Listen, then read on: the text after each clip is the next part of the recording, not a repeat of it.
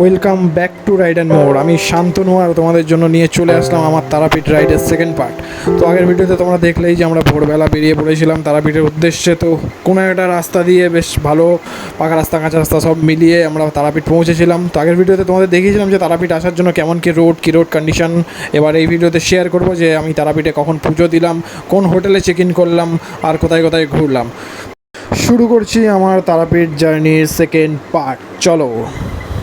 এই হচ্ছে হোটেল, ঠিক আছে, এই হোটেলটাই নিয়েছি। আর এই দেখো এখানে আমার এই যে বাইক পার্ক করার সামনে।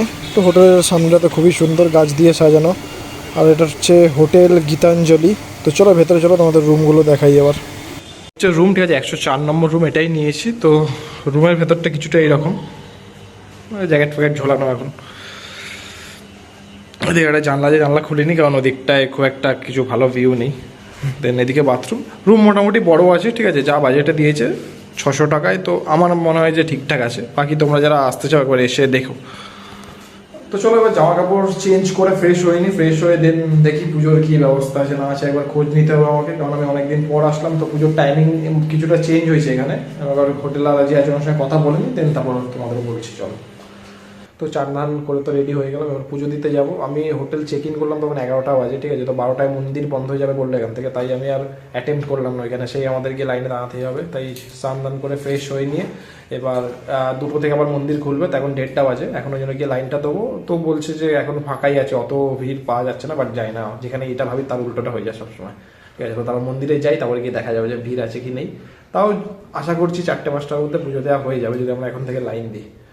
তো চলো যাই মন্দিরে, তারপর দেখাচ্ছি ওখানে কিরম ভিড় আছে না আছে। এই দেখো চলে এসেছি মন্দিরে। আর মন্দিরে অনেক কাছেই লাইন দিয়েছি, তো খুব একটা বেশি লাইন নেই এখন দুপুরবেলা। এই দেখো নিচে তো দেখতে পাচ্ছ ফাঁকাই, আর লাইন এই যে সামনে। তো পুজো দেওয়া তো কমপ্লিট হয়ে গেল, ঠিক আছে। আর লাইন খুব একটা বেশি নেই, দেখো আমরা এই উপরটা থেকেই লাইন দিয়েছিলাম, বাট অনেকটা ঘুরে আসতে হচ্ছে। বাকি মন্দিরে ওখানে তো ছবি তোলা বারণ ছিল। তো পুজো আমাদের দেওয়া হয়ে গেছে অলরেডি।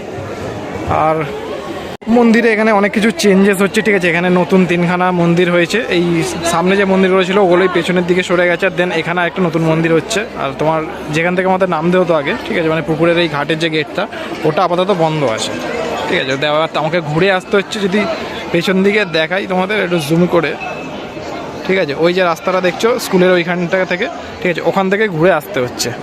তো এবার পুজো দেওয়া কমপ্লিট হয়ে গেছে। এবার বেরিয়ে দেখি, আর কোথাও যাওয়ার আপাতত প্ল্যান নেই, ঠিক আছে। যদি হোটেলে গিয়ে রেস্ট নিতে নিই, নয়তো অন্য একটা জায়গা এখানে আছে তোমার, এখান থেকে মোটামুটি 20 কিলোমিটার দূরে, সেটা হচ্ছে নলহাটেশ্বরী মন্দির, যেটা ওখানে যাওয়ার প্ল্যান আপাতত করিনি। বাট দেখছি যদি টাইমের, তো আমাদের হয়তো অনেকেই আছে, প্রায় তাড়াতাড়ি পুজো দেওয়া হয়ে গেল আজকে, যেহেতু অফ সিজন এখন প্রায় 3:15 মতন বাজে এখন। তো যদি ওখানে যেতে যেতে আমি আরও বললাম যে আধ ঘন্টা আমার লাগবে, তাহলে ওইটাও দর্শন হয়ে যাবে আশা করি। এখন আজকে তো আর কোনো কিছু নেই। আমি ভেবেছিলাম পুজোতে অনেক টাইম লাগবে, বাট সেটা লাগেনি, কম লাইনের জন্য তাড়াতাড়ি হয়ে গেল। তো চলো আগে হোটেলে ফিট, দেন তারপর প্ল্যান পরের কী করা যায়, নাকি রেস্ট নেবো সেটা বলছি। আর একটা ইনফরমেশন তোমাদের দেওয়া ছিল, তো যারা যারা এখানে এসে ভোগ খেতে যাও, এখানে ভোগ খাওয়ায় আমিও জানতাম না, আজকে দেখলাম। দেন আমি এখানকার সিকিউরিটিতে জিজ্ঞেস করতে, ওরা বললো যারা যারা ভোগ খেতে চাও, ঠিক আছে, একটা কুপন দিয়ে ভোগ হয়, একটা ফ্রিতে হয়। তো কুপনটা হচ্ছে এখানে যে নাট মন্দির আছে, নাট মন্দিরে কুপনটা পাওয়া যায়, বাট তোমাকে 12:30টার মধ্যে এখানে আসতে হবে। আর ফ্রিতে যেটা খাওয়ায় ওটাও আসতে হবে, বাট তোমাকে ওই 12:30টাই টাইম, ওটা 12:30টার মধ্যে এসে তোমাকে ওই নাট মন্দিরের অপোজিটে দেখবে, যেখানে একটা বসার জায়গা আছে, মানে যেখান থেকে লাইনটা আসছে না পেছন দিকে ঘুরে, ওর ঠিক কর্নার করে একটা রুম আছে, ওইখানেই বসে খাওয়াচ্ছিল আমি দেখলাম। তো ওখানেই তোমাকে এসে মানে প্রেজেন্ট থাকতে হবে খাওয়ার জন্য। দেন তারপর কুপন যা হবে বা কুপনের কী প্রসিডিওর তোমরা ওখানে একবার খোঁজ নিয়ে নিতে পারো। কারণ আমি কুপন এই ভোগ খাওয়ার ব্যাপারে যেহেতু কন্ট্যাক্ট করতে যাচ্ছিলাম, তো বলে যে ভোগ আজকের মতন দেওয়া হয়ে গেছে, মোটামুটি 1:30টা অবধি ভোগ দেওয়া হয়ে গেছে। চলে এসেছি তারাপীঠ মহাশ্মশানে। তো তোমরা সবাই জানো যেখানে মায়ের পাদুকা রাখা এই যে এই মন্দিরে, তো ওখানে আমরা সিঁদুর আলতা দেন এগুলো দিয়ে পুজো দেওয়া হয়। তো এখানে আজকের একটা ইনসিডেন্ট তোমাদের সাথে শেয়ার করবো, সেটা ভিডিওর লাস্টে। বেরিয়ে পড়েছি আমরা নলহাটির উদ্দেশ্যে। তো এখান থেকে নলহাটি বললামই তোমাদের মোটামুটি 20 থেকে 22 কিলোমিটার রাস্তা, প্রায় আধ ঘন্টা 40 মিনিটের মতন কাছাকাছি লেগে যাবে। নলহাটিতে আছে নলহাটেশ্বরী মন্দির, যেটা আমাদের 51 সতীপীঠের মধ্যে একটা। তো এখানে ঠাকুরের গলার নলি পড়েছিল, সেই থেকেই জায়গার নাম নলহাটেশ্বরী হয়। তো চলো তোমাদের দেখাবো। আমি আগে নিজে পৌঁছাই, আমিও অনেক বছর পর যাচ্ছি, প্রায় 5 থেকে 6 বছর পর আমি নলহাটেশ্বরী যাচ্ছি আবার। এই দেখো এই হচ্ছে নলহাটেশ্বরী মন্দির। চলে এসেছি আমরা, মোটামুটি 50 মিনিটের মতন লাগলো, কারণ এখানে আসার জন্য রাস্তাটা একটু খারাপ আছে বিশাল পরিমাণে। দেখো মন্দিরের ভেতরটা কিছুটা এইরকম। তো ঠাকুর যেটা ঠাকুরের বিগ্রহ যেটা আছে সেটা হচ্ছে ওই যে উপরে তোমরা দেখতে পাচ্ছ, ওখানে মোবাইল ফোন অ্যালাউ না, তাই ভিডিও করতে পারবো না। তো চলো তাড়াতাড়ি দর্শন করে নিই, দিয়ে বেরিয়ে পড়বো অন্ধকার হওয়ার আগেই। তারাপীঠের দিকে ফিরছি, আর রাস্তায় এই সানসেটটা চোখে পড়লো। দেখো জাস্ট কী সুন্দর লাগছে সানসেটের টাইমটায়, সূর্যটা পুরো লাল হয়েছে আর আকাশের ওই লালচে আভাটা ঠিক সেই যেরকম সিকিমে পেয়েছিলাম আমি, ওই রকম টাইপের এই মানে জিনিসটা আমার লাগছে এখানে। সন্ধে আর কিছুক্ষণের মধ্যে হয়ে যাবে, বাট আশা করছি যে আলো থাকতে থাকতে আমরা তারাপীঠে ঢুকে যাবো, কারণ এদিকে রাস্তাঘাট অতটা ভালো না। আমি দেখো, তোমরা দেখলেও বুঝতে পারবে যে রাস্তার অবস্থাগুলো। আর মিডিলে একটা জায়গা যখন তো ভাই আসার সময় বিশাল জ্যাম পেয়েছি, যাওয়ার সময়ও মনে হয় জ্যাম পাবোই। চলো দেখা যাক। এই দেখো, এই জায়গাটার কথাই তোমাদের বলছিলাম, এবার জ্যাম দেখো, আসার সময় ভাই জ্যাম পেয়েছি, যাওয়ার সময়ও এখন বিশাল পরিমাণে জ্যাম। এইটুকু রাস্তা পার হতেই প্রায় 20 মিটার কাছাকাছি লেগে গেল, মানে 2 কিলোমিটার বা 3 কিলোমিটার হবে হয়তো রাস্তাটা, বাট এত জ্যাম ভাই, এত টাইম লেগে যাচ্ছে এখানে। এটা মানে এই জ্যামটা না থাকলে আরও তাড়াতাড়ি তারাপীঠে আমরা পৌঁছে যেতাম। ঠিক আছে, কোনো ব্যাপার না, আর তো গিয়ে কোনো কাজ নেই। চলে এসেছি আবার তারাপীঠে। তো যে গেটটা তোমাদের সকালে বলছিলাম না, যে তারাপীঠ ঢোকার জন্য একটা গেট আছে, তো এইটাই হচ্ছে সেই গেট যেটা আমরা হাইওয়ে থেকে মানে ফিরছি, তো ওই টাইমে পড়েছে। মেবি আমি তো গ্রামের ওই ভেতর থেকে রাস্তা দিয়ে এসেছি, তাই জন্য পাইনি। ঠিক আছে, যাওয়ার সময় দেখি কোন রাস্তা দেবো। যাওয়ার সময় আমি বক্রেশ্বর ঘুরে তারপর যাবো, তো অন্য রাস্তাও হতে পারে। তো বিকেল বিকেল একটু চা খেতে বেরিয়েছিলাম, এখন প্রায় 7টা মতন বাজে, একটু মার্কেটে ঘোরাঘুরি করব। আর এই দেখো, এইটা হচ্ছে মন্দিরে যাওয়ার যে রাস্তাটা। বাকি এই এরিয়াটা তো সবসময় জমজমাটি থাকে, ঠিক আছে। এদিকে টোটোর লাইন, সব রিজার্ভের টোটো, এগুলো তোমরা এগুলো রিজার্ভ করে দেন এখানে যা যা সাইট সিন আছে সেগুলো করতে যেতে পারো। দিয়ে একটু এবার মার্কেটের দিকে যাবো ঘোরাঘুরি করতে। এই হচ্ছে মন্দিরে যাওয়ার রাস্তাটা, এখন প্রচুর জমজমাট। আর এখানে দেখো কত কি বিক্রি হচ্ছে, প্রচুর লোকের ভিড় এখন। তো সন্ধ্যাবেলায় সবাই কেনাকাটি করতে একটু ঘোরাঘুরি করতে বেরিয়েছে, আমরাও দেখি কি কেনাকাটি করার তেমন কিছু নেই, একটু জাস্ট ঘুরবো, ঘুরে দেন খেতে নিয়ে গিয়ে রেস্ট নেবো, কারণ অনেক ভোরবেলা ওঠা হয়েছে।